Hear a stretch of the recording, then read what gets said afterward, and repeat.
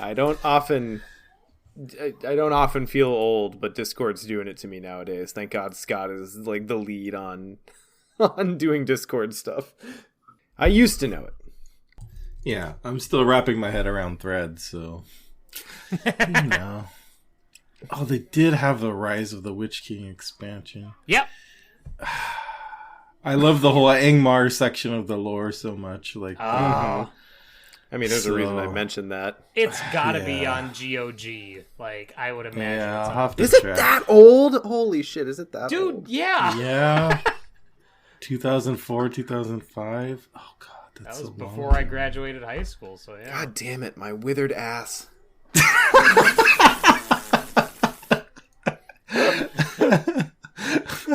Oh, yon withered ass. It seems like it was not that long ago. I think you No, just I stated agree. out loud the first thought that goes through my head when I wake up each morning. Oh my god. BME2 is not on GOG. Okay.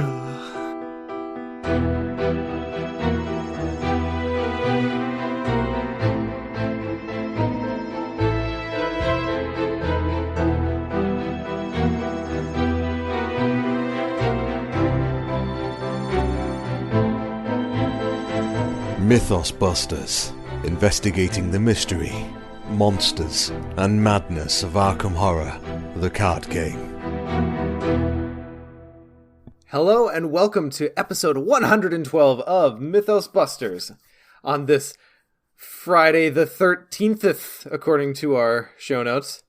I'm Sean. Joining me tonight is Nick. Hey, Nick. Hello. Did you add the extra TH? What? The show notes say August 13th. Oh, I probably did. I did. I wasn't listening to your intro because I was too busy trying to get the laugh emoji on Philian's anyone know any good 112 jokes in chat. That is an understandable distraction. Joining us as well is Ian. Hey, Ian. Oh, hello. What do you think about the new social movement to add an extra TH to the 13th count in? It's not a number. What do you call like first, second, third? There's got to be a name for that, right? Like the ordinal numbers. Okay, yeah, ordinal. Yeah. Network's a linguist, so I'm gonna go ahead and assume that's right. I support it, and anything to remove a bit of the stigma of Friday the 13th. Fun fact: my brother was born on Friday the 13th, so growing up, my family was always like trying to make him not feel bad by convincing him that Friday the 13th is actually a lucky day. So that always stuck with me, and I've always been a fan of the number 13 since then, just to get rid of that stigma. Was he the goth kid in high school? No, not really. Although he has gone through about 1 billion phases in his life, so I'm sure there's a goth phase tucked away somewhere in there. The quiet goth phase. Yeah. Well, we'll hope for nothing but good luck tonight. And we've got a great show for you guys. Since we're through the actual releases, excepting the return 2 boxes, which we'll get to. I will get to you. Return boxes. Stop pressing in. As soon as they get to us. Yeah. We are gonna have a nice casual chat tonight, and we're gonna talk about picking investigators for campaigns. And in particular, the part of the conversation I'm excited for is to talk about what kind of our personal headcanon is for each campaign as to what investigators kind of is in the canon campaign. But of course, we'll talk about picking them to win, too. That's a thing that people do, right? Yes, in theory. And then, of course, we'll round it out with some tentacle time.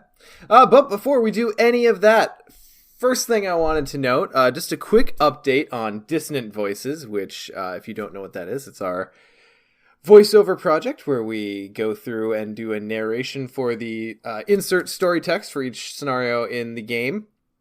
And as well, we are so gloriously integrated with Arkham cards.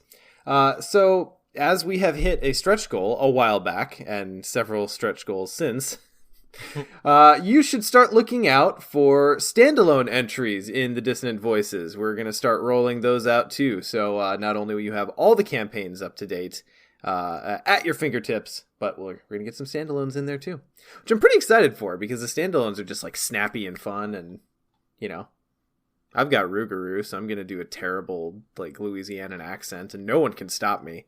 So... despite our best efforts. I did Excelsior. I didn't get a notification if it's up on the app or not, but it is on YouTube, so it's up there. Oh yeah, we need to poke on that. But yeah, we've got Excelsior up, and then we've got a series of standalones to follow. So pay attention for those. All right, boys, what Arkham have ye been playing lately? Ian.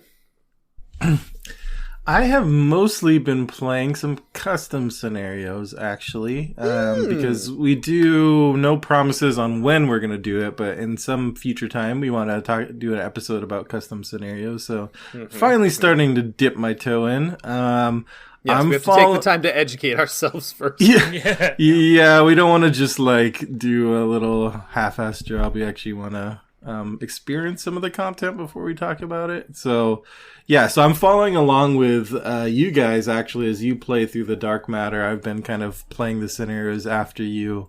So I'm through scenario 2 of Dark Matter, and I started played scenario 1 of the Alice in Wonderland campaign, because that was another one that people kept recommending when I was asking which custom stuff should I check out. And they're absolutely right on both. Dark Matter is amazing so far. Alice in Wonderland is amazing so far. I'm kind of blown away by the what these custom creators are doing and the quality of the work. But yeah, we'll talk about the actual scenarios more when we get to that episode. In terms of the decks I've been playing, so I already talked about how I'm doing Marie through Dark Matter, and she did well through scenario 2 as well. So far doing pretty well with solo Marie, although the dreaded Baron did come out. It was late enough in the game, it didn't really matter. So I still stand by. I think she seems like a pretty strong solo option, even though I haven't played her much before, as long as you can avoid her weakness. Although I think she's pretty strong solo, even if you can be kind of slippery, and I don't know, I think you can even handle it. Handle the Baron coming out if you've got some tricks. She's pretty flexible. Yeah, and I kind of appreciate her stat line. Like, she kind of sacrifices the combat for having a little extra agility so I can get out of she stands up for evading something, honestly. Like, that's good. The only weird thing to me about for willpower, for intellect, mystics is, and I don't know if you feel this way, Sean, as someone who plays mystic a lot, is usually with mystic you want to leverage that willpower for everything, right? And so those investigators, it's great because you have the natural intellect in case you don't have a spell out, you can just naturally do it. But then it also kind of puts you in a weird place where you're like, okay, how much do I pump my willpower versus pumping my intellect? How much am I going to rely on each? It's kind of like spreading your attention in a class that's so much just focused on one stat. Yeah. Yeah, it's interesting. I think for me, it depends most on player count. I'm much more likely. So I think the investigators that hit the category that we're talking about here is Marie, Norman. I'm counting Norman, and Sure. I don't care. I'm taking him, and Gloria. You could argue for Jacqueline as well, I suppose, but I don't know. In solo, I find it a lot easier to lean into actually working with an intellect stat, especially because you have things like Alyssa Graham. And Alyssa Graham is one of the best solo allies you could hope for. So, yeah, I mean, I think it is tough, but it is also liberating as a mystic to free up your arcane slots to do something other than investigate. Then you could shrivel in mists, or God, even run like alchemical transmutation if your name is Dexter. Getting crazy now. But yeah, I don't know. It is an interesting. It's like anything else where you're really trying to decide where to put your resources in a class that normally is like, okay, dump it all here.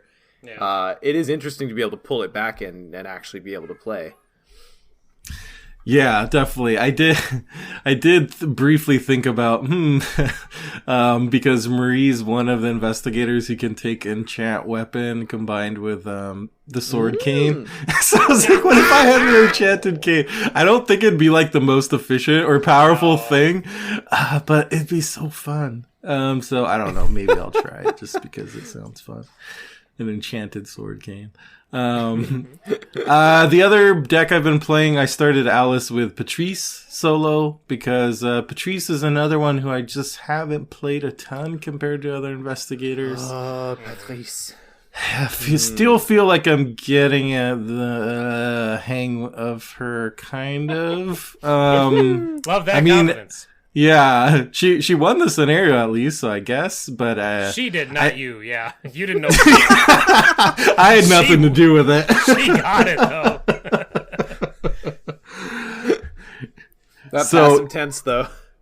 I think finding that balance in solo for Patrice is interesting. Because you just don't have, like in multiplayer, like Patrice, because you're kind of course, reliant on when cards come into your hand. And if it's not the right time, they say goodbye and wave goodbye to you. But in solo and in a multiplayer, you have a little bit more wiggle room to be like, okay, I really need to take this turn to play this out because other people will cover me. But in solo, you don't have that as much leeway, and it's like something really good might come up in your hand, but you also have to do important stuff like fight an enemy or evade or something. Well, and in 2-player and up, if you get in dire straits and you cannot find your thing and you get an enemy, like at the very least your companion can pull it off you. If you need them to, but there's just in solo, no one can hear you scream. So confirm. But yeah, Patrice is so fun, dude. God, I love Patrice. I'm still scared of her. Like, I have a deck built and waiting, and I just haven't played her yet.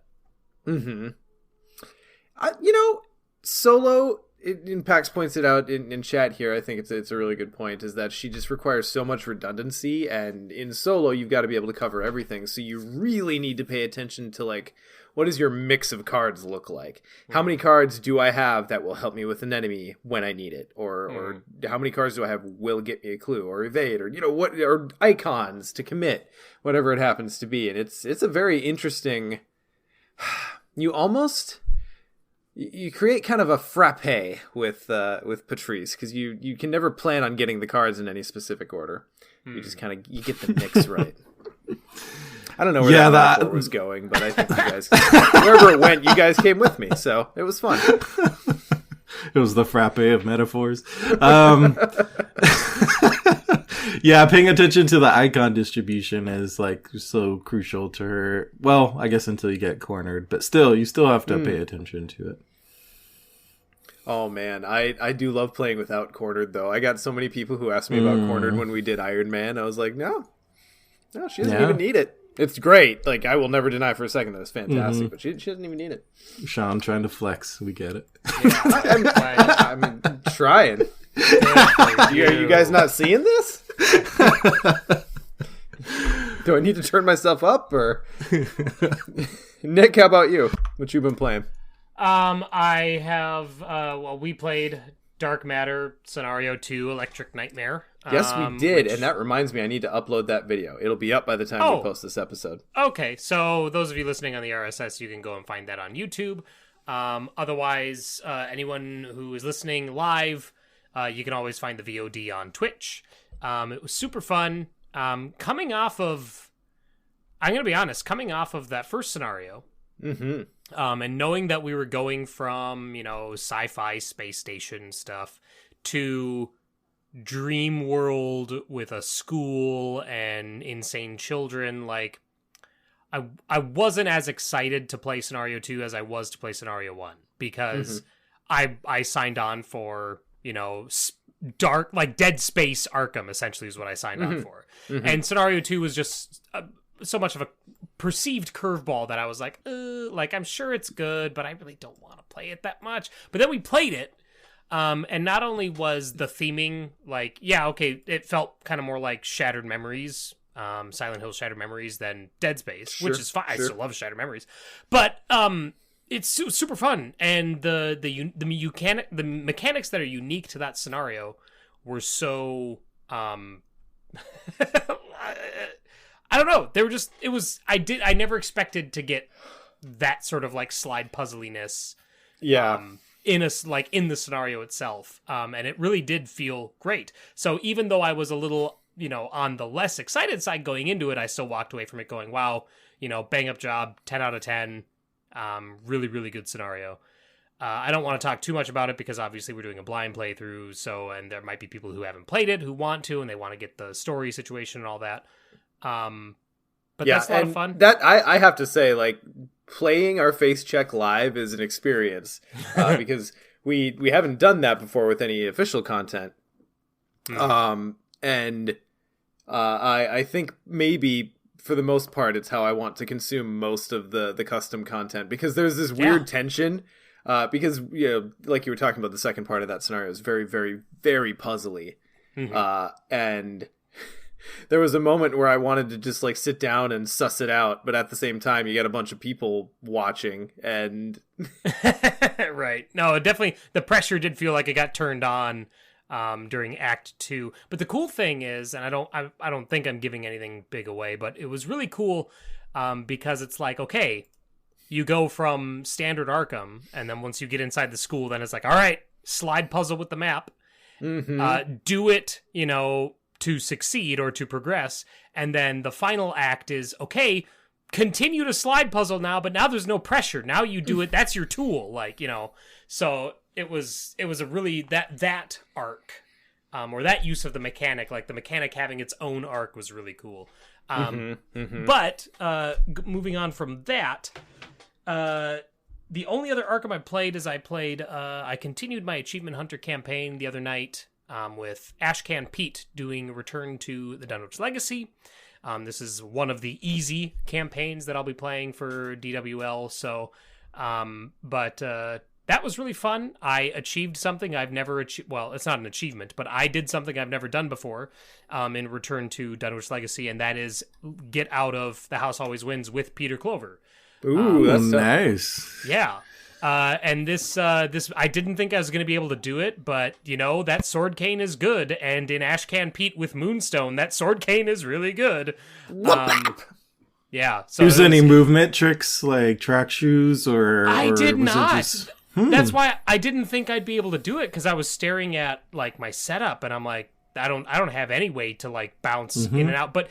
I was able to get through the start of that scenario so quickly that I had, 4 rounds or 3 rounds when Peter Clover came out.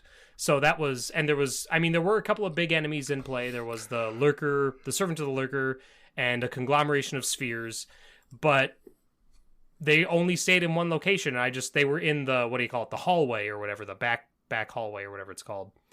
So I'd move in there, and then I'd, move in. What was it? I don't remember exactly what it was, but I would be able to evade both of them and then bounce out, and then they'd ready, and then I'd just move in, evade both of them again, that sort of thing. But no, it was really, really good. I ended up taking a couple of attacks of opportunity, and I was really close to being knocked out.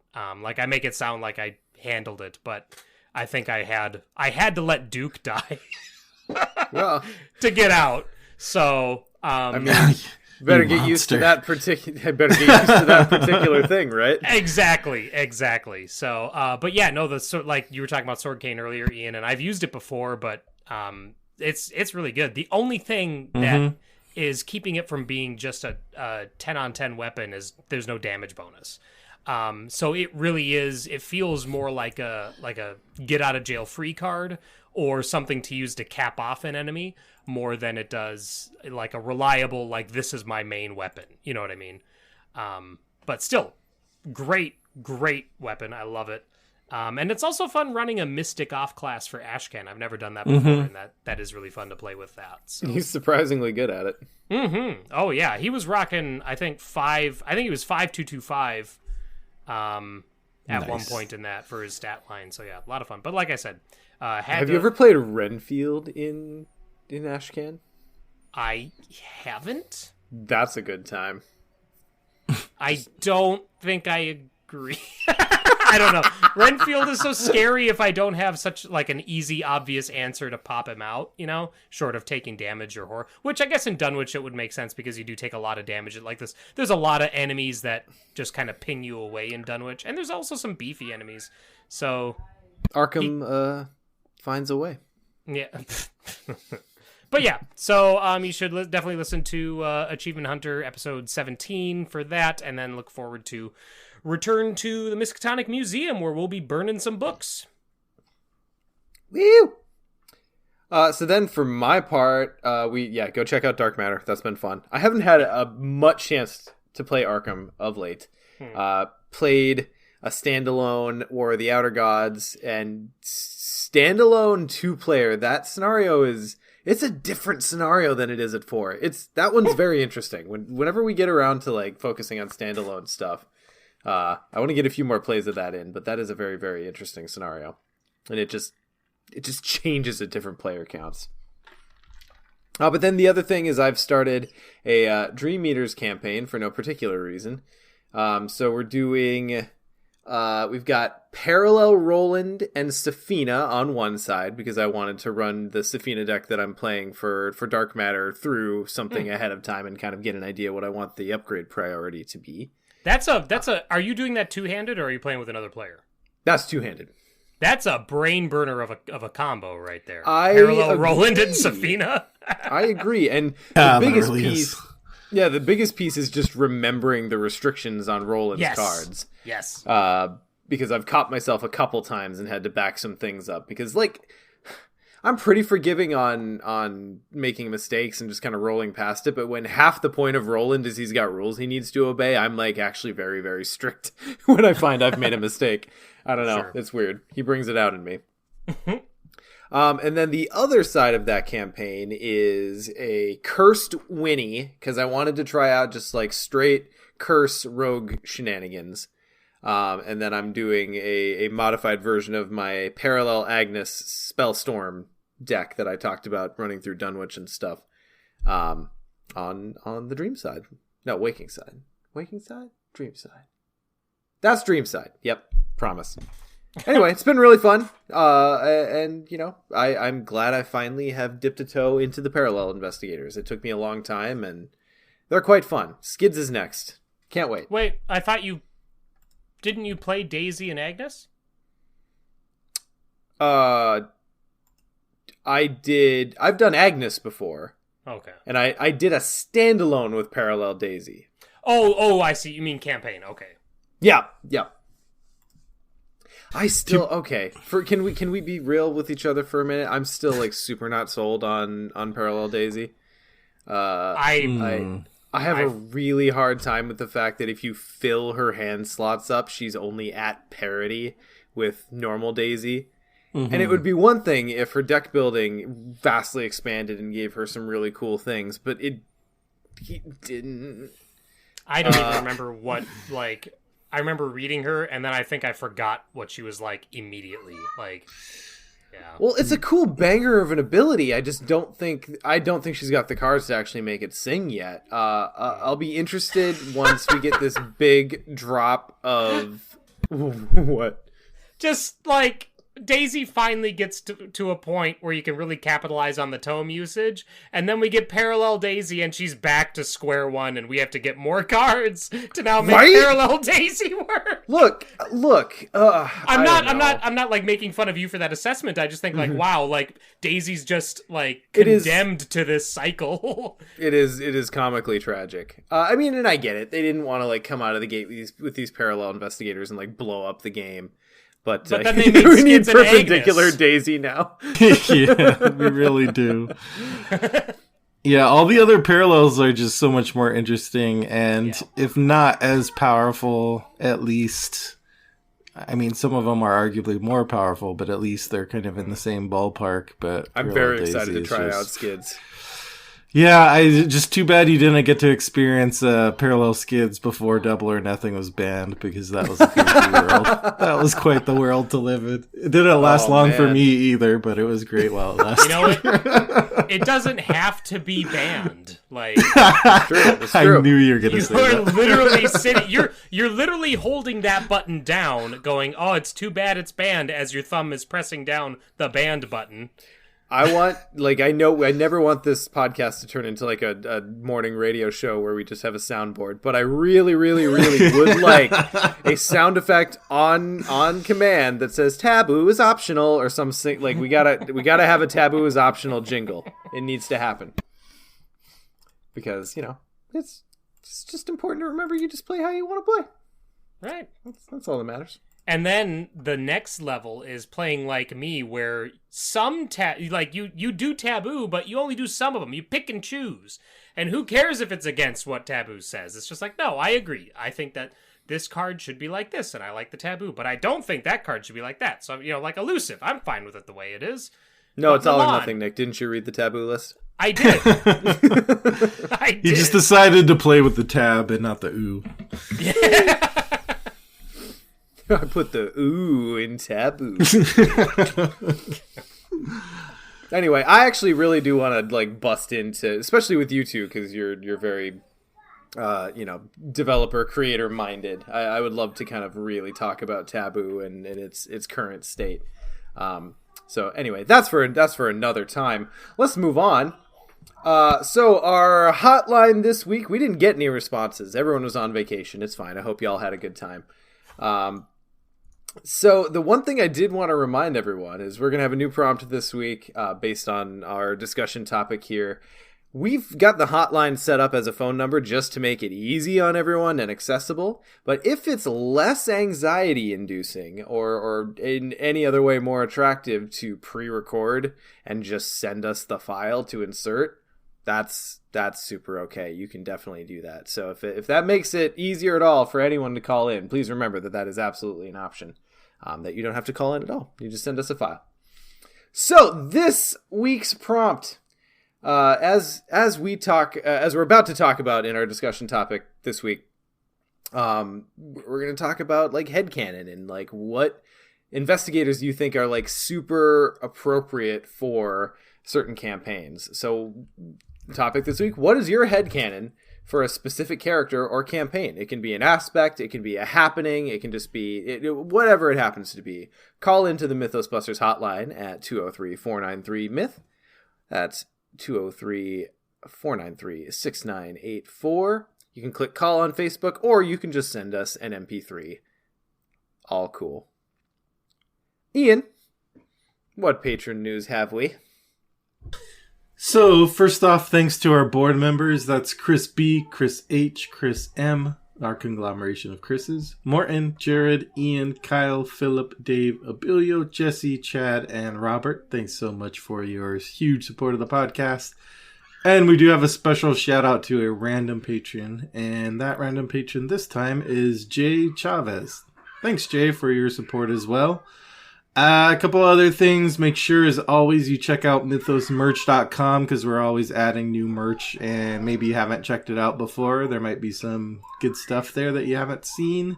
And we do have one new job title to give out, that paperwork filing through HR. And for Thomas Janu, Thomas, you are going to be Der Kommissar of Corrective Development in Symphonic Fugue States. Quite the mouthful there. Mm-hmm. Yeah, so that'll be fun. Yeah, and you know nothing about music, right, John? Nope, not a thing. What am music? Excellent. Well, welcome, Thomas. We'll have your desk ready for you and your chair dusted off. Nick, we don't have any news, but we did have a little bit that we wanted to share. A little bit, yeah. So, MJ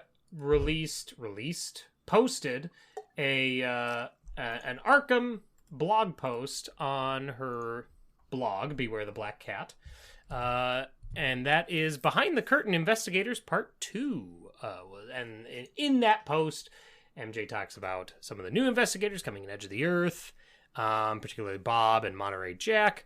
I haven't read the blog post, but MJ is a good writer, so you should go read it, especially if you have any interest in like the development and behind the scenes stuff of Arkham. What we're really interested in here for our purposes is the new card that was spoiled, or revealed rather, in the blog post.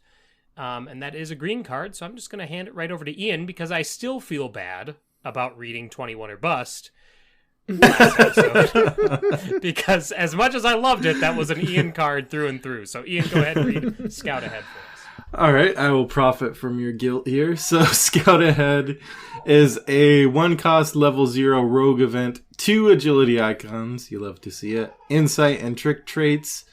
Move up to 3 times. Enemies do not engage you during this movement. I like it. Yeah. Up to 3 times even, so you can choose to stop early if you need to. So, we kind of have something similar with Nimble, but that's tied to an evade task. But sometimes that's good because you get a 2-for-1, but this is nice if you just need it on demand, like just whenever you want. And the fact that it avoids engaging enemies that you move through is pretty big. If you're not playing Monterey, do you do 2 of this, or do you think you just do 1 of this? I mean, I think it depends on what you're looking at. A rogue build that isn't Monterey. I feel like I said that, Sean. Well, no, okay, but here's the thing. I think Ian brought up a really good comparison in Nimble, right, which is actually not tied to evade. It's just if you succeed, but the test, it's just an agility test. Yeah. Mm-hmm. Which is pretty cool. If I'm putting this in, I'll probably go 2. Really? See, I like this card, but I think because Nimble is a rider that does essentially the same thing, or potentially, I should say potentially the same thing. Right. I think that Nimble probably it's easier to get 2 of those in, or at least for me, to make excuse to have 2 of those in there. Make excuses. Whereas this one, because it's literally just action, move 3 times, that's it. I don't know if I do 2 on this. However, the double agility icon is very useful too, so I'm never going to be too sad to have the extra one. But yeah, this just feels like it's more of a narrow focus than Nimble is. So. Mm-hmm. Yeah, that's always my next thing. Is like if I'm looking at whether a card's worth it or if it's very situational, I look at its icons. Right. If it's got decent icons, then the fact that it's situational isn't as important to me. Yeah, it matters, but yeah, I mean, 2 agility is solid. I think I'm unduly influenced by. I think I can name 3 or 5 instances in my Abandoned and Alone series this time around where this would have saved my game. So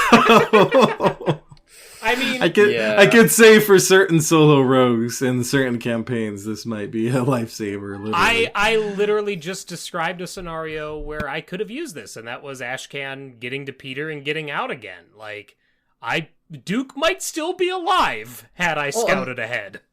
Imagine one of us having had this in Dark Matter. Like, yeah, well, yeah, you could actually take this. Yeah, movement is very, very valuable, and there aren't a whole lot of cards that augment it, so I think this is a really good card. Yeah. So go check out the rest of the blog post. It's actually a really good one. Talks a lot about investigator design philosophy.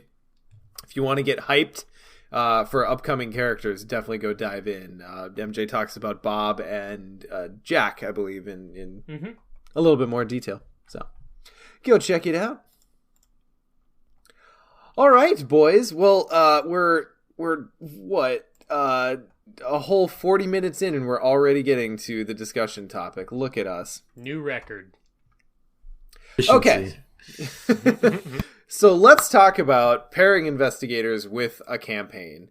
Like I said, I was kind of coming at this mostly from the angle of what do I just kind of consider who's appropriate for the campaign, who's particularly fun or tied to the campaign, or just what is my headcanon, potentially what is the the playthrough I've had that's very defining. How about you guys? What did you kind of consider in coming up with this? Mostly headcanon. Mm-hmm. But I don't have Ian Power Gamer all the way is like, I'm here to win, baby, not make friends. I was a little bit of both. I thought about canon, but yeah, I was thinking about, because I do enjoy that process of figuring out how to counter campaign, so I was trying to keep that in mind. Yeah.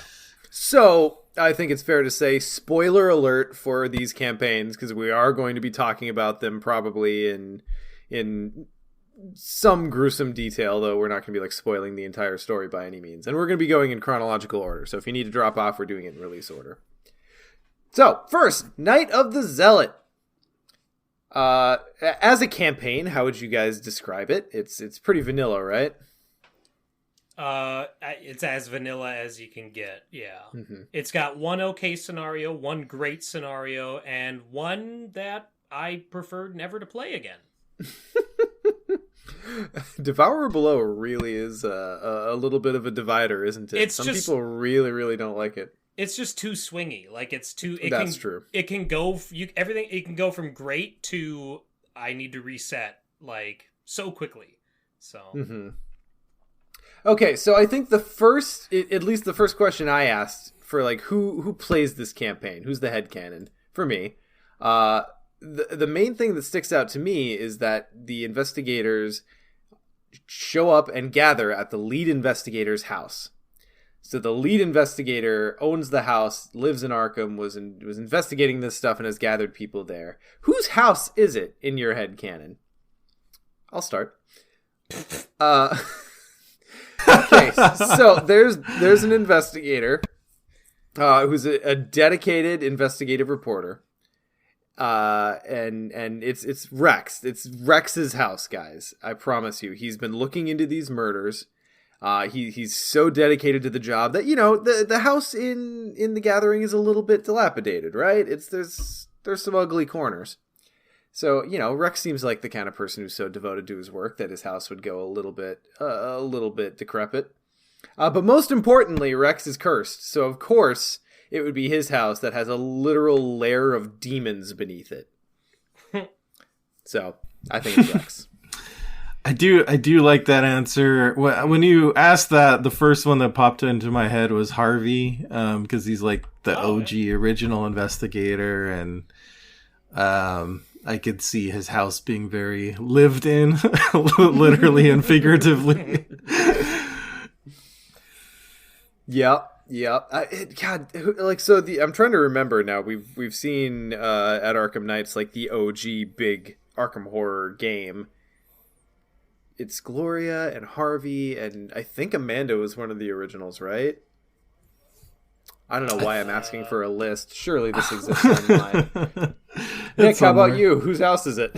So this is interesting. I didn't put Night of the Zealot on here originally when I was creating the show notes, because I guess in my head I was like, oh, that's the intro stuff. It's not a full campaign and all that. And also I didn't do that because it is so difficult for me to approach Night of the Zealot in this manner, like headcanon-ish, without immediately falling back to the Arkham Knights when Arkham released and when we played, because that was when I was the most invested in the story of Night of the Zealot, and it was only like I only became less invested as time went on. We had 4 players, and we're all playing starter investigators. So in like this campaign, to me, with anyone other than the core box investigators, feels like Arkham Horror What If, you know what I mean, to use a topical reference, or a current reference rather.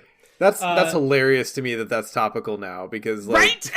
Isn't that hilarious? I know. Like, what's the most obscure part of the Marvel comics? Oh yeah, the What If series. Well, guess what? It's becoming mainstream. Yep, it's now a series on Disney. Anyway, so that's like those 5 are kind of like the main ones that I see in Night of the Zealot. As far as whose house it is, I don't know. Like, out of those 5, it's probably Agnes's.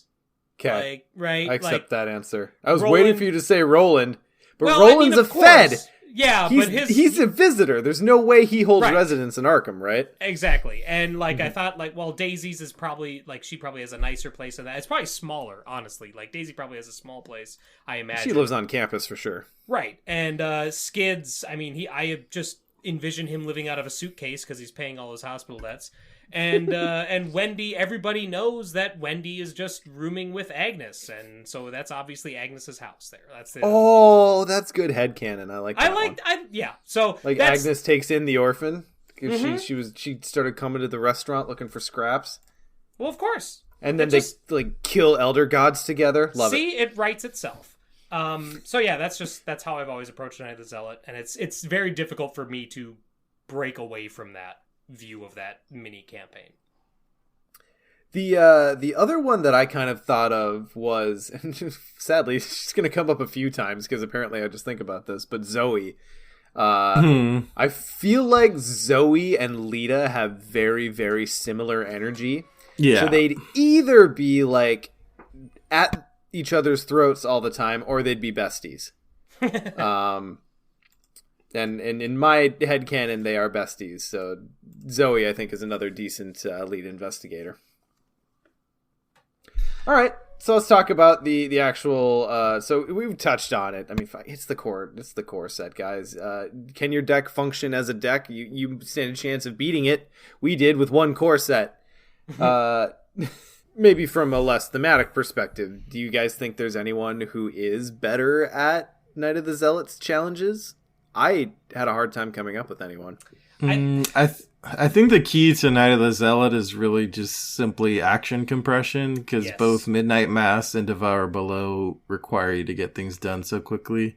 So Sure. Roland, who's in the core set, is good. I mean, your Ursulas are going to be good. Ashcan, Yes. anyone who just has built-in action compression, I think, is a good bet. Yeah, who's good at Arkham Horror? They're gonna be good at. And maybe that gets back to my point, is like, all right, well, is there a campaign where action compression is not what you want? Well, I mean, maybe not what you want, but not like the key to victory. You know what I Sure. mean? Yeah. Yeah, that's fair. Especially for snagging all those cultists. Right. All right, cool. Well, then let's move on to Dunwich. So as far as a campaign goes, this one is one of the only ones that's actually a sequel to actual Lovecraft. Yogg is the big one. And this one actually sets up a little... What's interesting is the earlier campaigns, I think, set up a little bit of background for the investigators, whereas later campaigns maybe don't.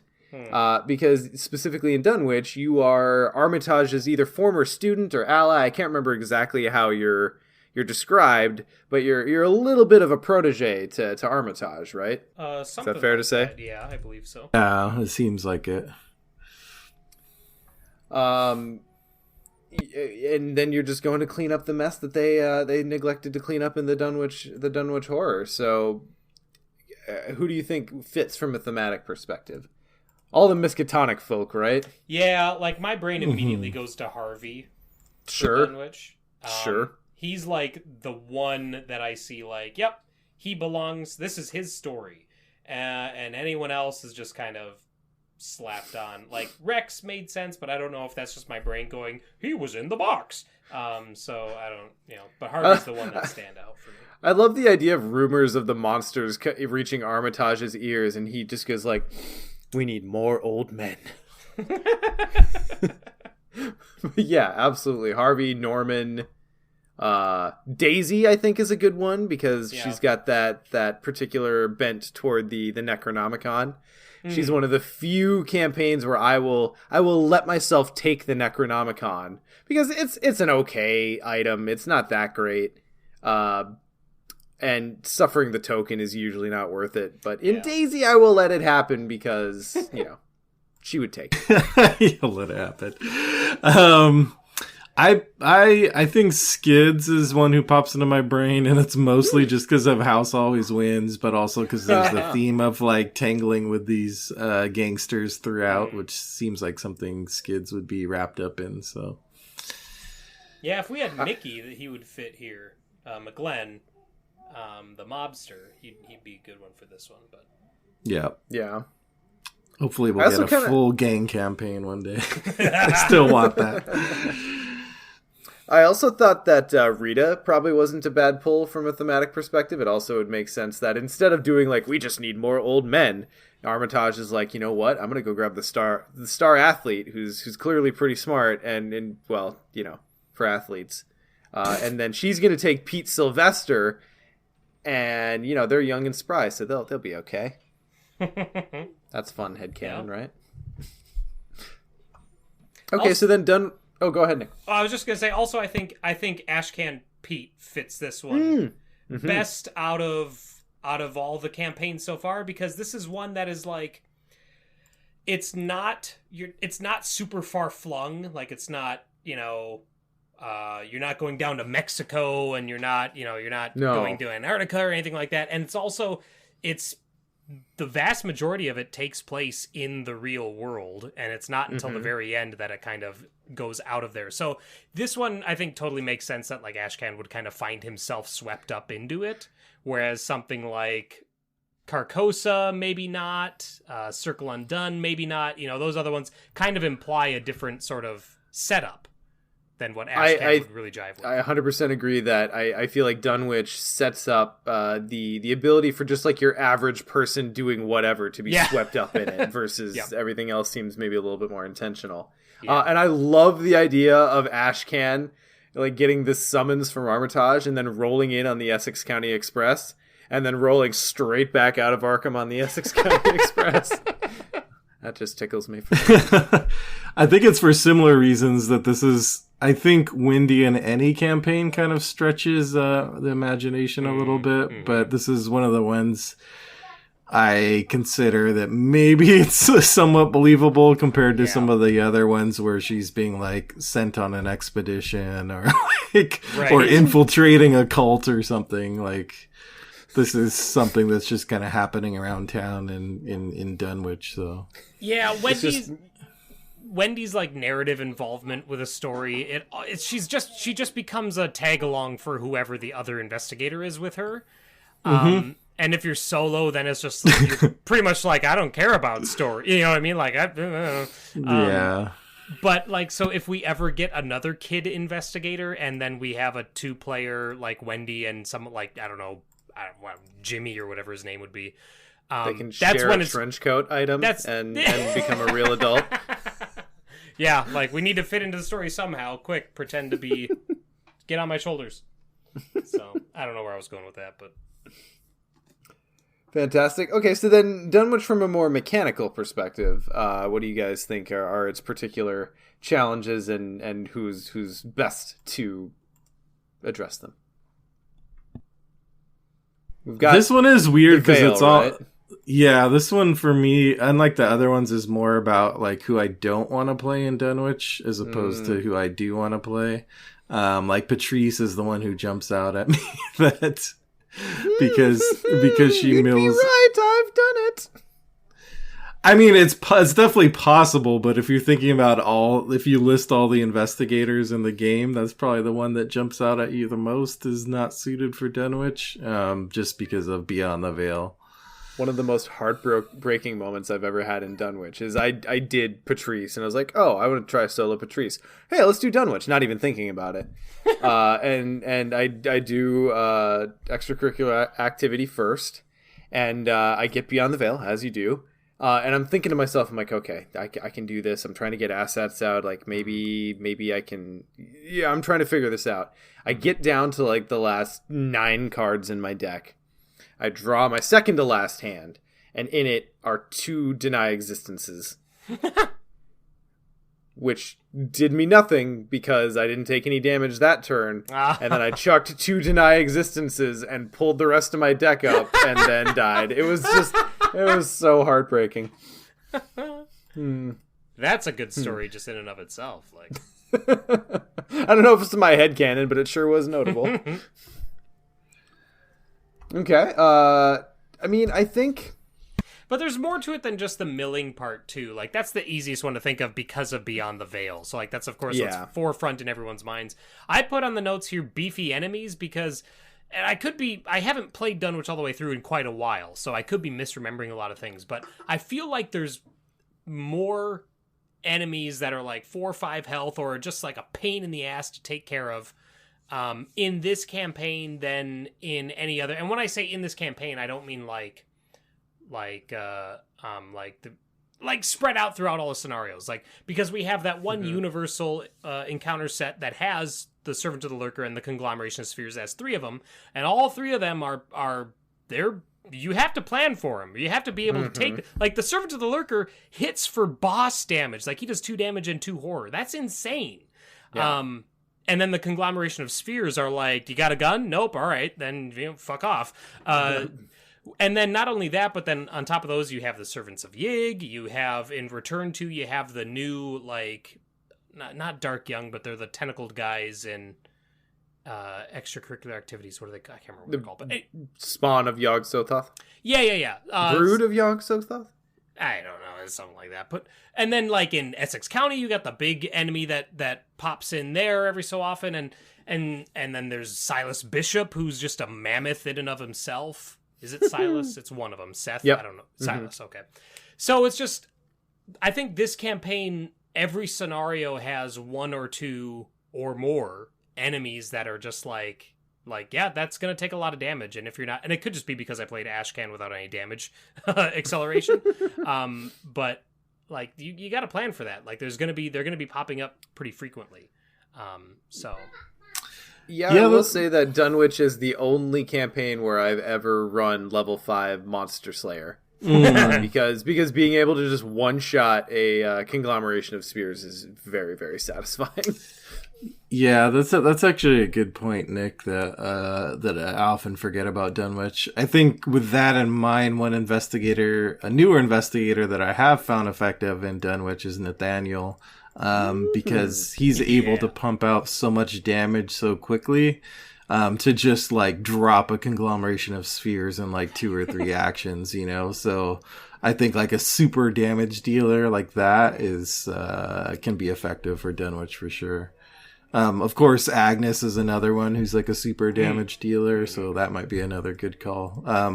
Of course, that's multiplayer, because another thing to mention, if you're playing the original version of Dunwich, I can tell you what not to play solo as an investigator with low base intellect. Because of a little scenario called Where Doom Awaits. Yep, that's a lesson hard learned. Yep. Makes people do whole episodes on it. It's very, very whole pillars of salt were built on that foundation. All right, so then let's move it into Carcosa. Tim lost Carcosa. Oh, I did it in minor. That was fun. Okay, so Carcosa as a campaign, from a story perspective, I think one of the big things is just the characters not being able to trust their own eyes, and we as players not always being able to trust the narration. I think that plays into it a lot, so just like a lot of cerebral stuff going on in your head. Obviously, King and Yellow, both the play and the entity, are pretty big.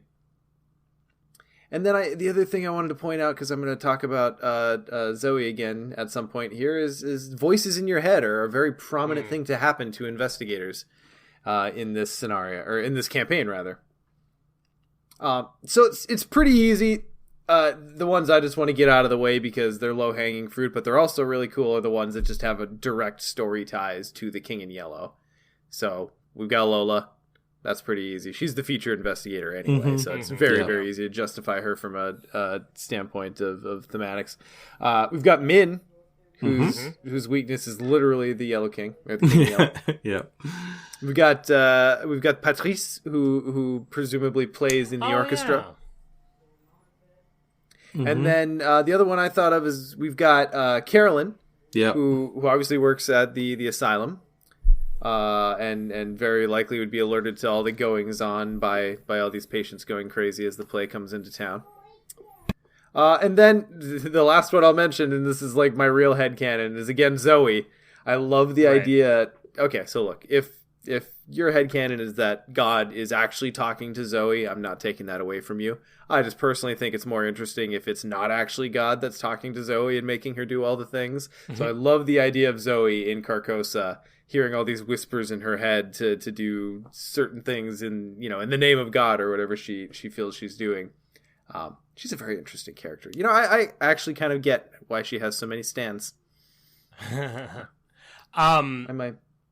I think that the three that stand out for me are from this box. And again, I don't know if that but Lola for sure, like you said. But also Min, and now I can't remember who I had for Safina. Those three, when I see them, I think of Carcosa. First and foremost, Lola and Min, like you said, because they're so tied to it and the weakness and everything. But Safina also, just because I know that she's technically I guess, is she more connected? Not necessarily to the Dreamlands, but I don't know. No, she has the stars of Hades or whatever as her thing, and that's very Carcosa. So, yeah, those three are kind of like my baseline for a canon team, and then I guess the killer could be anybody, so hey, why not Mark?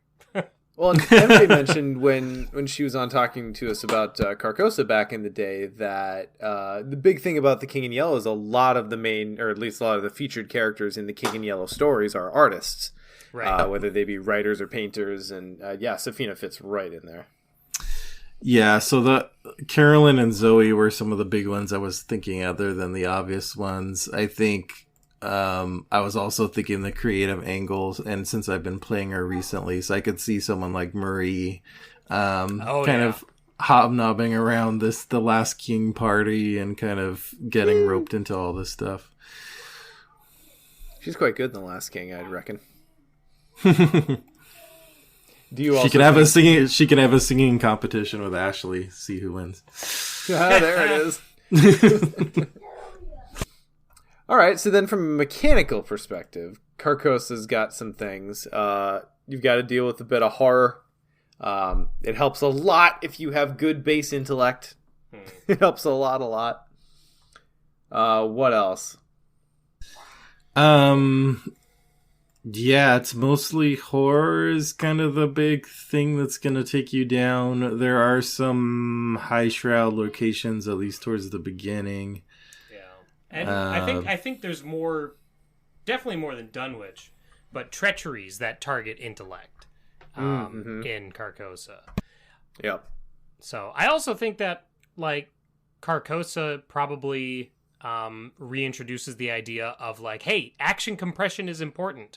Not throughout the whole campaign, maybe, but definitely for a couple of scenarios, Unspeakable Oath and the Phantom of Truth, and then you're gonna want you're gonna want not only action compression, but you're gonna want mobility too, and mobility as well in the Pallid Mask. So those are three big map scenarios, one right after the other. So yeah, most of the scenarios have that kind of big map going on, except for the beginning and end, which is always interesting. Yeah. But yeah, I think anyone who could teleport around, like Luke, for example, would do very well in Carcosa.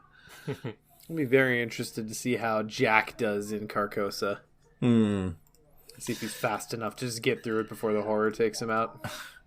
I think just for the last scenario, I picked Calvin as a member of the most efficient team, just to go God mode and dim Carcosa. I'm playing through that right now, just to experience that in the return version. It's pretty fun. Yeah. Oh yeah. Squidbeard in chat brings up Jim. Because one of those 3 Skull campaigns. And another artist. Yep, that's one of his best. I actually picked Diana too, just because I remember there being quite a few really bad treacheries, especially in Dim Carcosa. I think in general in Carcosa, I mostly am planning for Dim Carcosa because for me, it's such a hard last scenario in solo at least that you kind of have to build with it in mind. So I think about Diana as someone who can nullify the really bad stuff a little bit. All right, cool. Well, then moving on to TFA. This one's pretty easy to start. Yeah. So you got your Ursula. You got Monterey, your know Leo. that he's coming. Yeah, you got Monterey Jack. I like Winnie for this one because she's like high flying, death defying stunt type person. And it would make sense that maybe they hired on a crack pilot for the expedition. Mm-hmm. Father Mateo stuck out to me. Yep. He's, because of the Yig thing, sure, yeah. Yeah, he has a connection to Yig. Yeah. Mostly for the connection to Yig and that sort of thing. I'm trying to think. Wendy actually makes the most sense to me in TFA because she can just stow away. Well, then she makes sense in every campaign. Just stows away everywhere. There's a big. There are several big, like time compressed movements that happen on a global perspective in TFA. Oh God, it'd be very easy to just tuck away in the compartment. I love the idea that she's hiding in the trunk on the drive down to Mexico City or wherever they were going for Boundary Beyond. Why are we already out of gas? I actually like Jenny for this one too because she's like the rich girl who goes on all these expeditions for fun. So she's like kind of the whole Lara Croft Tomb Raider type thing. So I was thinking just as much like the overly hands-on financier. Because I think even a little bit of both. Because I think it's the Investigators of Arkham book maybe that I'm remembering reading this story, but. It's like actually Jenny at some expedition, if I remember right, and like things are happening there. So and she's writing letters. Yeah. Now I want alt art Jenny, but where she's dressed for an expedition, like where. That's what I want now. Yeah, like just give me it. Yes. Mm-hmm. Especially with like the straight up safari hat. Yeah. Oh, that'd be so good. All right. So then, from a more mechanical perspective, TFA obviously demands things. It demands you know it first and foremost. Yes. So to that end, I would say Gloria. Mm-hmm. Yeah. Oh, she'd be great. It's really throwing like damage at you and agility tests on treacheries, which we didn't really get as much of before this campaign. It's also tough because you're encouraged to not kill as many enemies, but you're also punished for failing to evade. So you like this campaign especially, and this is kind of how we approached it for Iron Man. It's like we want characters who can evade but also deal out damage, but also leave the enemies behind. So you kind of want high agility weapons, and mobility. So this is a rogues campaign if ever there has been one. Mm-hmm. Yeah, you need well-rounded enemy management for sure. Yes. Yeah, because it has hunters around, plenty around too. So yeah, it's a tough nut to crack.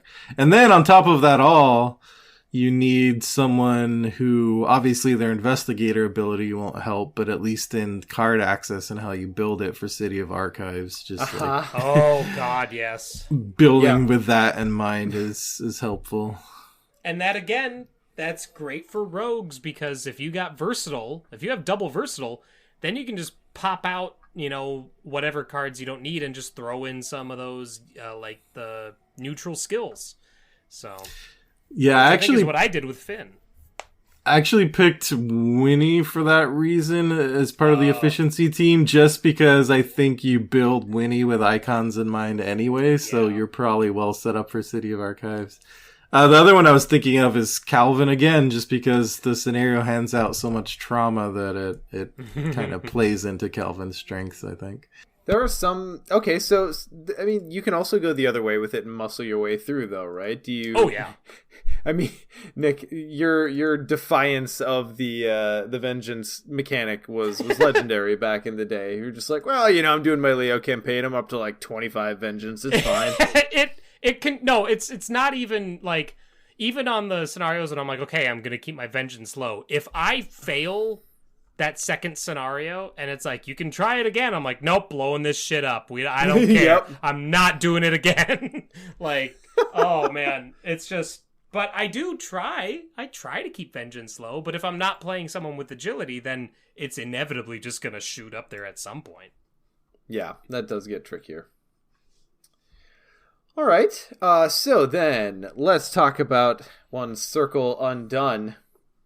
Boy, I sure would like to play this one again, but it doesn't make a whole lot of sense to start. Yeah, I'd like to return to it at some point. That's why I got in a campaign of it recently, so that I was like, okay, I can get it, and then I that way. Well, I didn't do it for the campaign. I did it for Clutches of Chaos. Ultimately. I've been holding off on playing it for a while. I've been like, oh, hold off on playing TCU till Return comes out, and like 6 months later. Yeah, right. All right, so anyway, TCU, from a story perspective, we've got that supernatural faction war for power. So, you know, from the source material, the Dreams in the Witch House is heavily evoked. They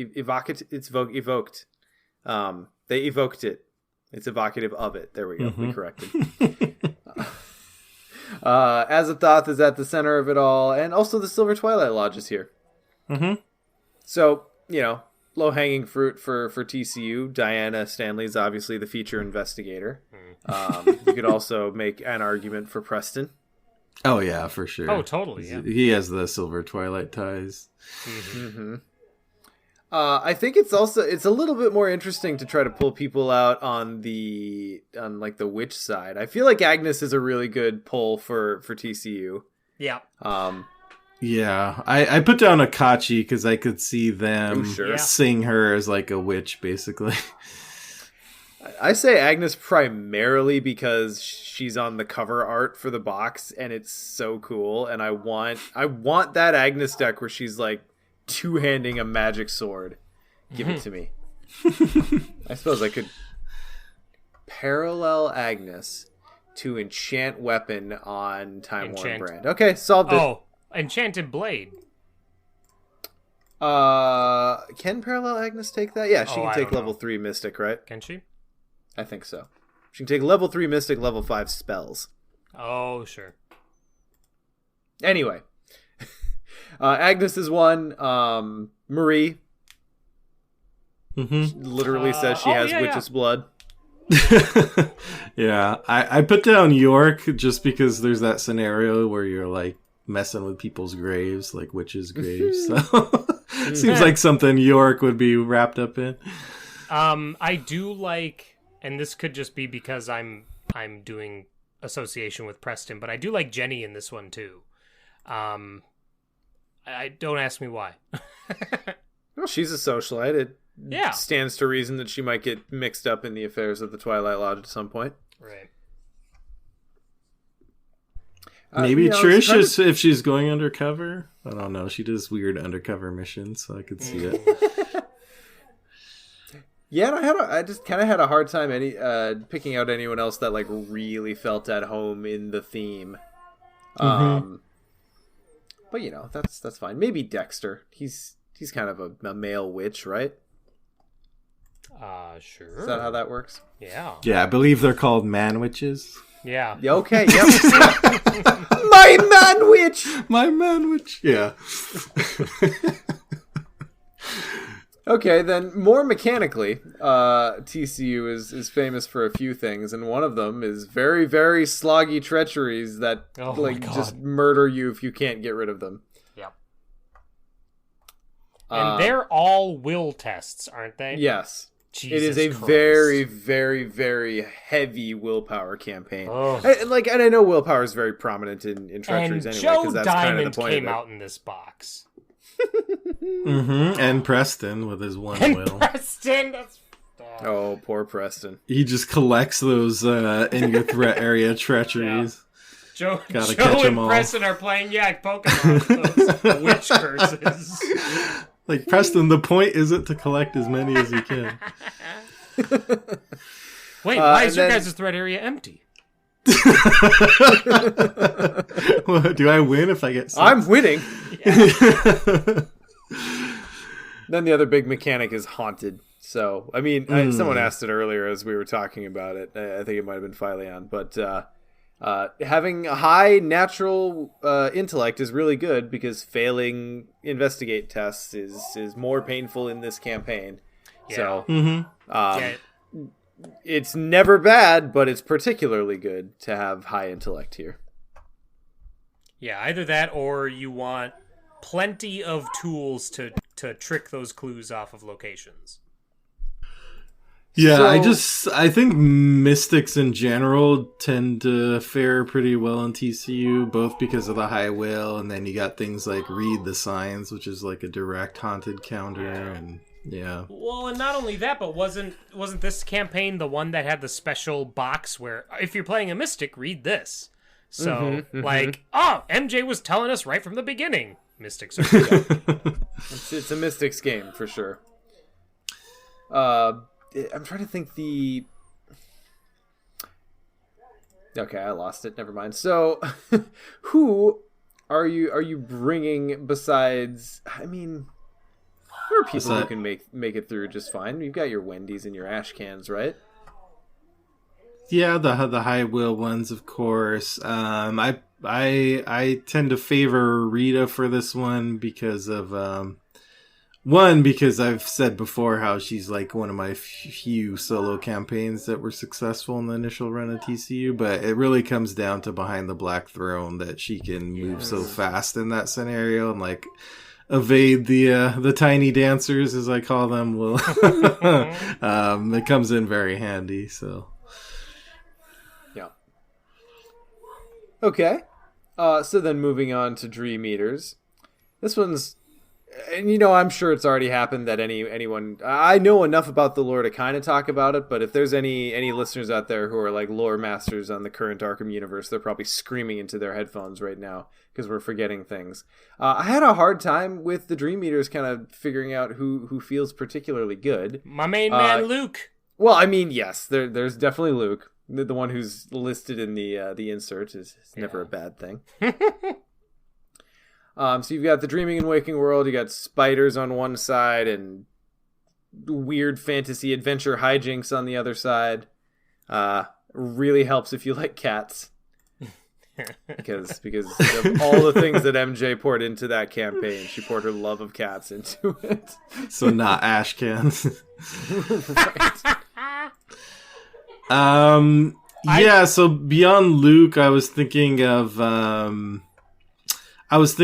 Carolyn, just because she has some stuff in her book dealing with Dreamlands, and the other one I was thinking of, no, I can't remember. Oh, York, because like the ghoul territory is in the Dreamlands, so and he has his little beef with the ghouls, so kind of makes sense to me that he would be involved in that too.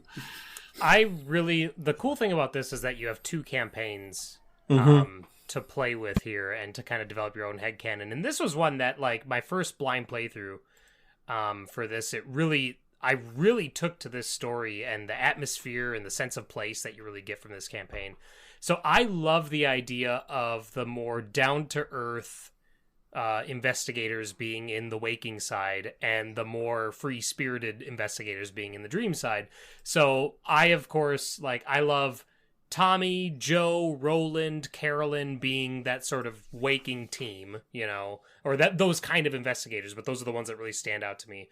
And then the dream team being, again, Luke, Safina, Akachi, these investigators that, again, it's mostly Guardians on one side and mostly Mystics on the other side, I'm kind of seeing. But it feels kind of like what this campaign is made for. Not made for, but you know what I mean? Like that, it encompasses that feeling that I get when I think of the Dream Eaters and how there's a waking side and a dream side, although they both end up becoming the dream side by the end of it, so. Yeah. I do really like Safina for this one. She was one of my lists. And let me share my actual headcanon with you, because this one was just recent. I really like Safina on dream side, because, so Safina, her whole background is that she's She's a painter. She makes her money by doing forgeries, right? So that's that's her actual bread and butter. But she still enjoys painting. So my headcanon for Safina in the dream side is that while all of these people were slumbering, she was somehow able to catch glimpses of the dreams they were having and put them to paper, or to canvas, as it were. And then when she goes into the dream world, her ability to have connected with the dream world gives her power in it, and that's why Painted World works there. There you go. There's my headcanon.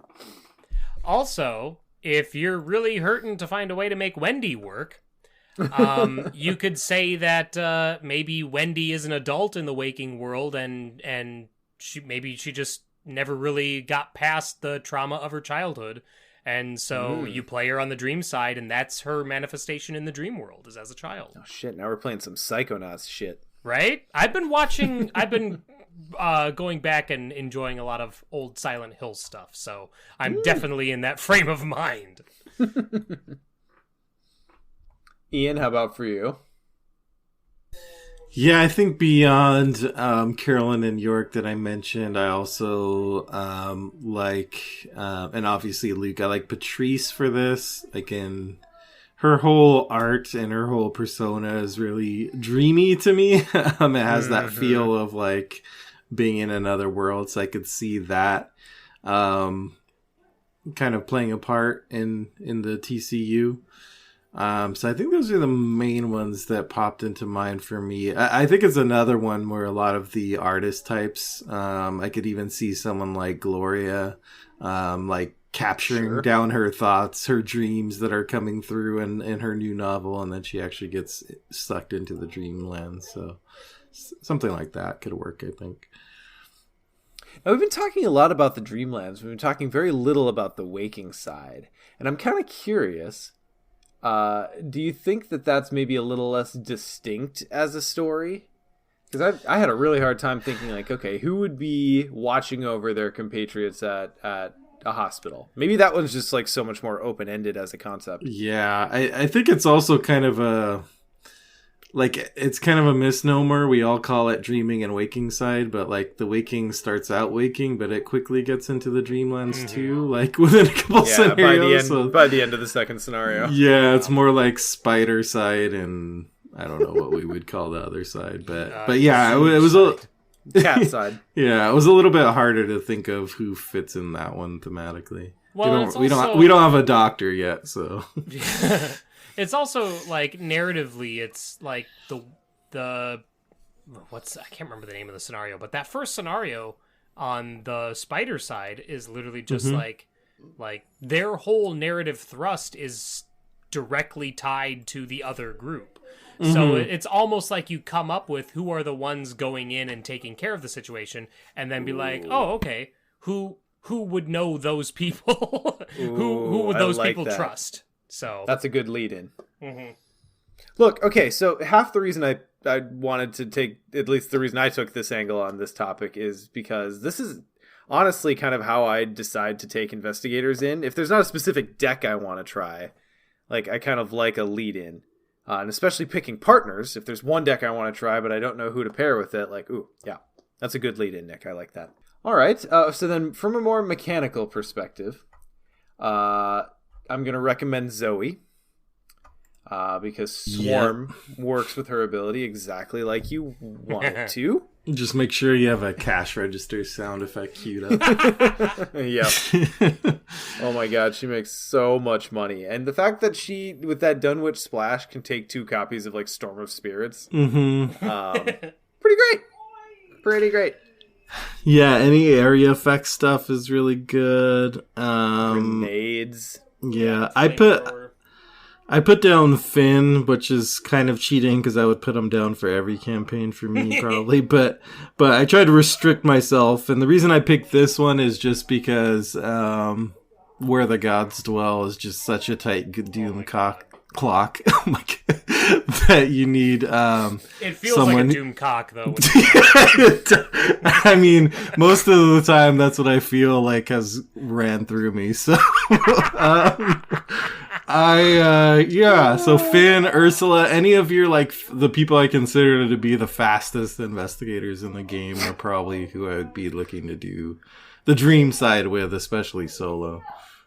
I'm sitting back here trying to come up with a band joke, but I just fucking can't because it's just Doomcock. Like, I'm just gonna let it sit. I tried to roll by it, but Nope. there's no way. It's just No, you just need to lay back and let it happen. Yeah, it's fine. We'll be gentle. What else are you gonna do with it? Oh boy. All right. So then, moving on to the final campaign that we have out so far, would be the Innsmouth conspiracy. So as we've talked about a lot recently, there's a lot going on from a story perspective. It's got like the flashbacks, which is cool. But I think the real lead in here is that the investigators are enlisted like by is it the agency? Do we ever find out what agency it is? But who would be into such work is my question. Like, you can justify anyone, but Trish for sure is like, sure, she's made for conspiracy. I mean, Silas is the obvious one for Innsmouth. Mm-hmm. Silas has a mercenary quality about him. Maybe Joe Diamond. I mean, he gets hired all the time to investigate stuff. So, sure. And like missing persons and that kind of thing. So Joe Diamond. Or, maybe Tommy is moonlighting since he can't get hours in at the station. Sure. Amanda, because she has like the dreams connection, the dreams of the ocean. Mm-hmm. Beyond that, I had a hard time. Mm-hmm. Anyone who gives you fishy vibes. I'm trying to think who that is at this so point. Silas. Silas. Skids is pretty fishy. Any rogue, really. It's a little bit fishy. Oh, yeah, there you go. Tony. Tony's quarry is a deep one, so he's got a connection there. Oh, yeah. Yeah, Tony for sure. Thanks, Reaver Man. Maybe, I don't know, maybe Rex going to investigate what's happening in this other town. Sure. Mm-hmm. I don't mind Mark in this one, just because he's kind of got a vendetta against the Mythos to avenge Sophie. Sorry, spoiler alert, Sophie dies. Yeah, I don't know. Innsmouth, I think this is actually interesting now that we talk about this. There are some campaigns that really lead you in as to what your motivations are and why your character's there to begin with, and then there are some that really don't. Yeah, some are the more... I mean, usually it's investigating something, but this one is even more so like... And I guess it shares that with Dunwich too, where someone is kind of hiring you or asking you to investigate this. Mm-hmm. Okay, so then mechanically, I know we're still pretty fresh on it. What have you guys found to be effective in Innsmouth? And why is it like mobility? And more mobility, for sure. One I and picked the ability to cancel Deep One Assault. Yeah, I picked Mark for this actually because there's so much damage and horror ping just from enemies engaging you. I'm like, why not just profit from it? And similar to Dunwich, I think there's a lot of big beefy enemies in this one to deal with, and someone like Mark can take them on. Similar reasons, Tony. I forgot to mention in the what we're playing section, I started Innsmouth with Tony recently, and he just destroyed Pit of Despair. Like, he was so good, just because there's so many enemies to fight. He can get those extra actions. He can get resources for killing things. So, yeah. Yeah, I did Tony and Tommy in Innsmouth recently, and Pit of Despair felt like a cakewalk. Mm-hmm. Yeah, Tommy's a good pull for Innsmouth because he just soaks up all the damage, and it's like... figure as long as you can draw cards with Tommy, he's pretty solid. Well, also you just want, like, not only do you want damage, but you want the ability to deal damage to enemies. Either a big lump of damage so you don't have to, like, worry about Deep One Assault taking them away and putting them back in your threat area again, or you want the ability to deal damage to enemies who aren't engaged with you, maybe from a location away or whatever like that. So, and both Tony and Tommy have the ability to pull those sort of cards, as do most Guardians and a lot of Rogues. So, yeah. Yeah, with Deep One Assault on mine, I was thinking of Gloria too, just for that reason to to avoid Deep One Assault. Yep. God, that card, so intense. Oh yeah, and then Calvin. I think Eric mentioned in the chat there. Sure. Calvin's really good for just taking the abuse, especially in a post Spirit of Humanity world. Calvin's like unkillable. All right. Well, that was fun. We didn't have this in the show notes, but we'll just throw it out there as a bonus. Standalones? Do you think there's any good headcanon investigators for standalones? Like Marie and the Bayou? Oh, canon-wise? Yeah, definitely Marie and the Bayou. I think Jim is from down south as well, isn't he? I would say I always saw Jim in Rougarou. Sure. Mm-hmm. Carnival's a weird one, isn't it? Yeah, maybe Lola, the whole mask-wearing thing. Sure. What else do we got? Yeah, Jenny Blob. loves a good party. She'd show up at Carnival, right?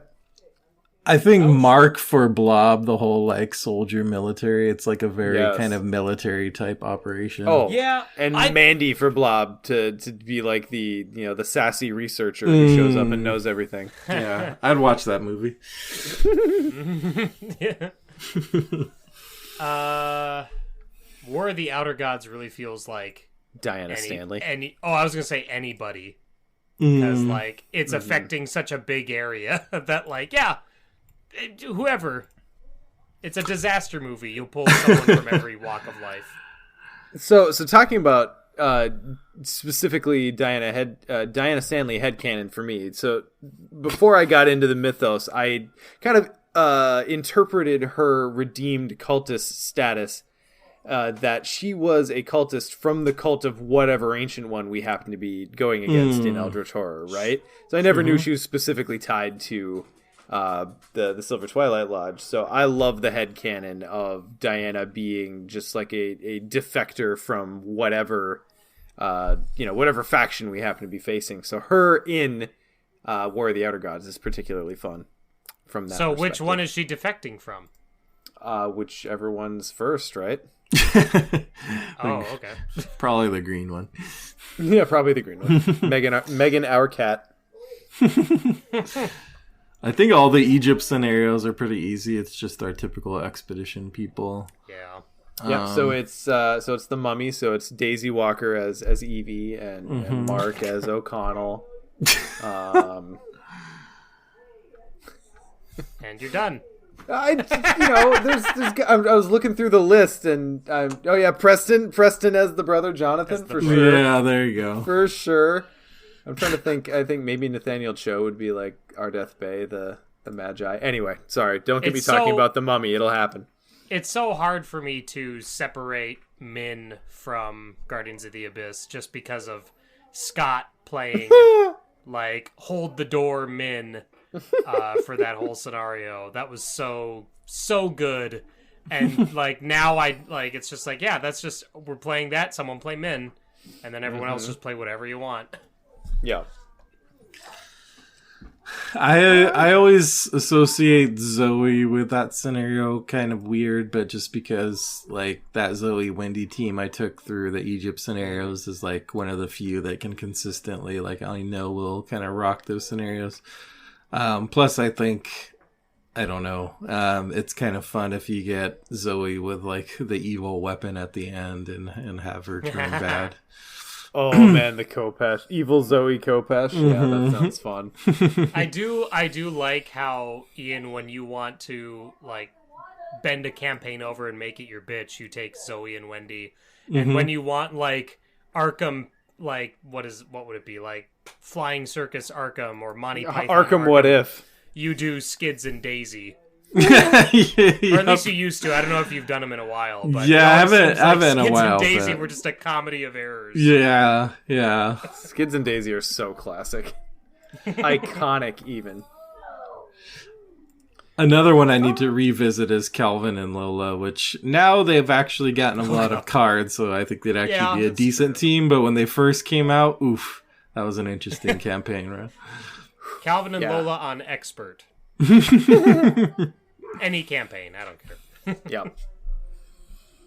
All right. Well, so that was fun. As I mentioned, if you've got any stories or headcanon or particular things you think about for investigators in specific campaigns, feel free to reach out to us and throw in. That's the Mythos Busters hotline at 203-493-MYTH, or you can just send us an audio file. That's fine too. Oh, real quick, Rex in Murder. Oh, of course. I was gonna perfect. ask who's the most likely murder suspect. He's always been the one that I saw as the lead investigator in Murder. All right, well there you go. That's canon. Y'all heard it. That's as canon as it's gonna get. Fantastic. All right, guys. Well, let's slide into a little bit of tentacle time here. We actually stand a chance to close this episode out before 2 hours. I believe in us. Nick, what have you been up to? What's grabbing you lately? So I mentioned before, I was talking to Sean at least before we started that I had talked about platinuming Dark Souls. Now that I platinum Bloodborne, I was going to go through Dark Souls and do 1, 2, and 3 and work to platinum all 3 of them. But my platinum run of Dark Souls 1 dive bombed because I realized, I got the Lord Vessel. I beat Ornstein and Smough, Smough. And then and then I immediately went to the Duke's Archives because it's right there. As you do. And I just I turned it off for this session and I put it away and have had no desire to go back. And I'm starting to realize now that the second half of Dark Souls, there are elements of it that I like, there are parts that I like, but overall the zones that encompass those elements and parts, or the boss battles at the end of them, I just don't get. It's not as good as the first half, and sure. So I just haven't had the desire to go back and play Dark Souls. But what I have been doing is I released part 5 of my Astral Tide series. I revised and got those revisions done and released that digitally, so you can get Astral Tides 5 digitally now from Amazon. And nice. I was building off of that momentum or capitalizing on that momentum, and I compiled books 1 through 3. You can only get these physical copies, but you can get paperback. It's called the Rimward Trilogy, and it's books 1 through 3 of Astral Tides in paperback. You can get that from Amazon. And you can also, I just got the proof today, so as of today, you can get a special edition hardcover of those books from my website, nicholascorey.com. So those are available. So I would encourage you, if you like Pirates of the Caribbean plus space opera, if those sound fun, check out those books. And like I said, now's your chance to get a physical copy of all 3 of the first books. Well, the 3 first ones, rather. And then if these trilogies, the combined trilogy books, sell well enough, then I'll do the same thing for books 4, 5, and 6 once I'm done writing book 6. So, yeah. Sweet. Well, congratulations. That's cool. Thank you. Yeah, very exciting. Excellent. Ian, how about you? I was really trying to rack my brain this time around because I feel like I've been doing the same things that I've talked about in the past few Tentacle Time. I've been playing more and more Spirit Island.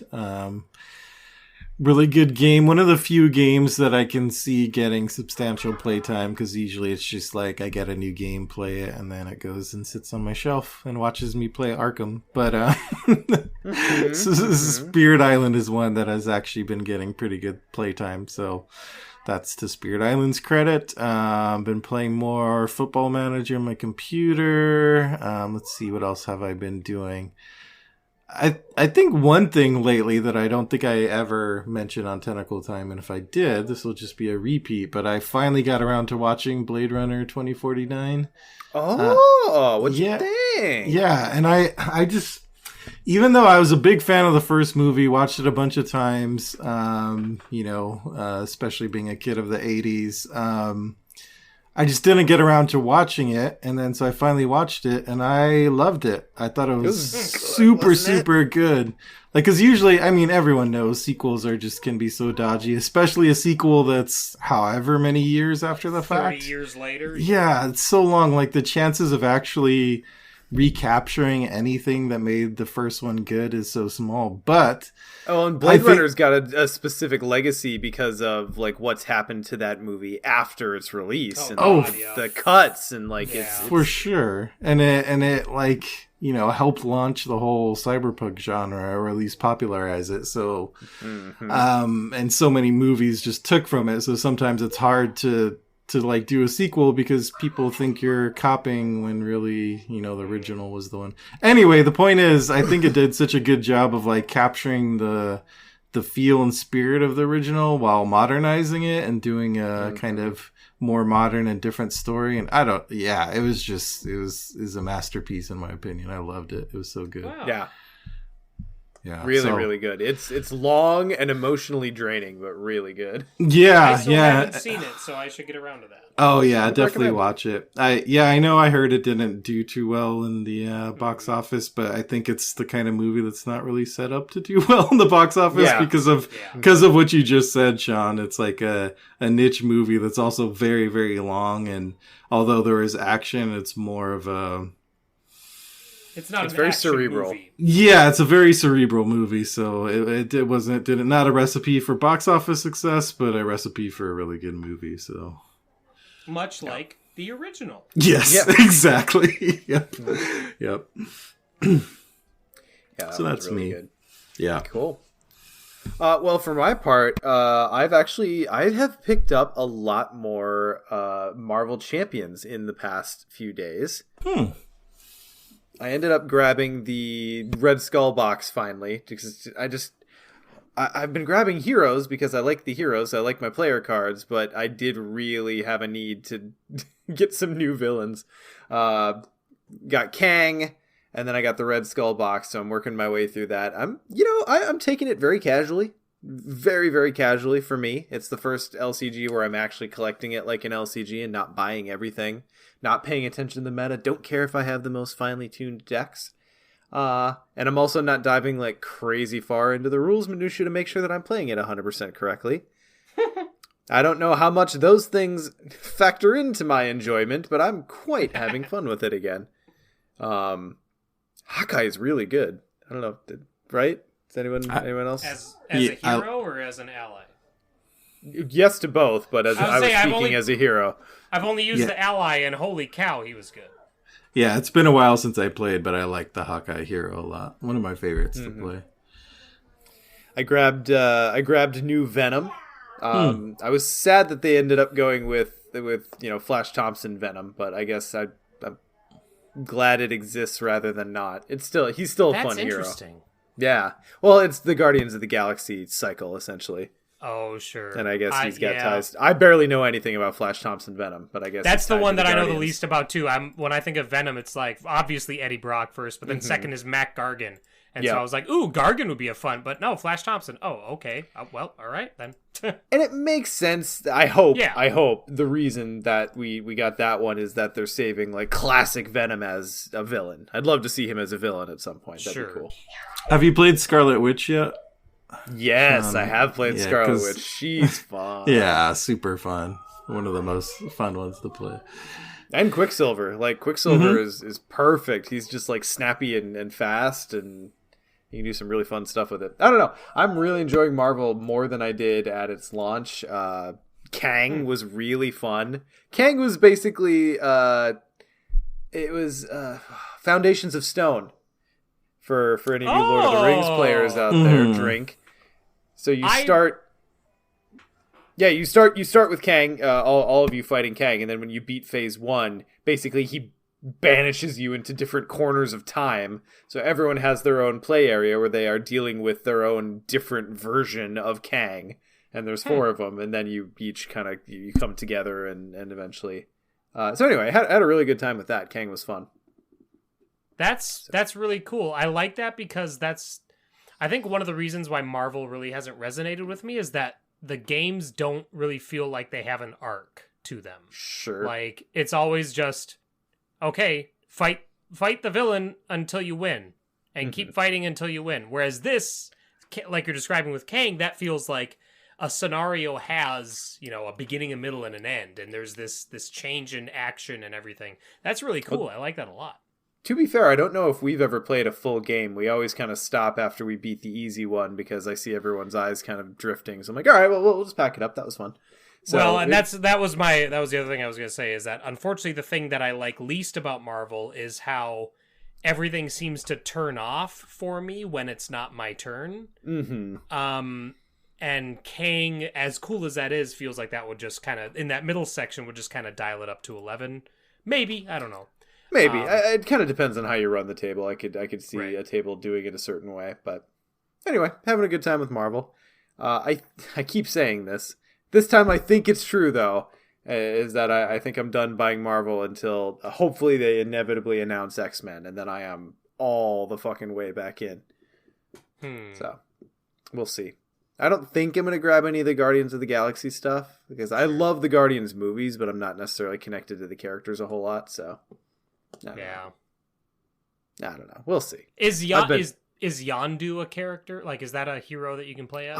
I don't think he's a hero. I don't know if he's an ally. I mean, he'd just be Hawkeye, wouldn't he? Like, he would. Like, essentially. If they're going comics Yondu, he'd pretty much just be Hawkeye. But he'd be so cool because he'd have that radical giant red mohawk. Yeah, I love his fin. Yeah. But yeah, anyway. The other thing is, I know I'm super late to the game on this, but I picked up Hades on the Switch a couple weeks back. Oh, nice. Oh, and I'm having such a good time with that because it was funny. I was doing a working vacation at a cabin that my friend invited me to. So I was trying to sell him on. Oh yeah, there's classic Yondu with the fin. So I was trying to sell. He was trying to sell me on Ori and the Blind Forest, which he did. I'm gonna get it eventually and play it. It's really cool what I've played so far. And then I tried to sell him on Transistor. Oh. And I mean, you win. Ori's amazing, but right, you win. Right. So I kind of described Transistor, and I'm like, yeah, I really think you dig it. You may just, play through it once and never go back through. That's fine. It's a cool experience if you do it that way. But if you really want to dive in, and you can also do that. And then shortly after I sold him on, or tried to sell him on Transistor, I then boot up Hades for the first time. I'm sitting there playing it on the couch. I'm like, oh, this is everything I liked about Transistor, but now there's like a loot box mechanic to it. Oh shit. And that makes every game better. Yes. Reaverman asks my preferred deity in Hades at the moment. I'm still in the early stages of figuring things out. Chaos is a deity, right? No, it's Ares. My best runs have been playing Bloodborne style, where you get the boon that reduces your health by like half, but you get health back by hitting enemies. Mm-hmm. So as long as you can stay aggressive and mobile, you're like impossible to kill. So I butted my head up against the first boss for like 10 runs, then got this boon, beat the first boss, got through the next area, beat the second boss, and got to the boss of the third area before I finally got taken down. And then, like, my next 10 runs, I didn't even beat the first boss again. So it was just like, oh, God.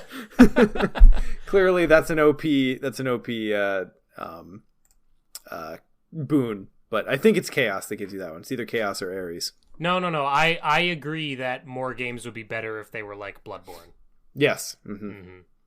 Start the counter over. All right. Well, I think that's going to wrap us up for this one. So thanks, everyone, for joining us for episode 112 of Mythos Busters, and we'll see you guys for 113. Go have a lucky rest of your day. Bye.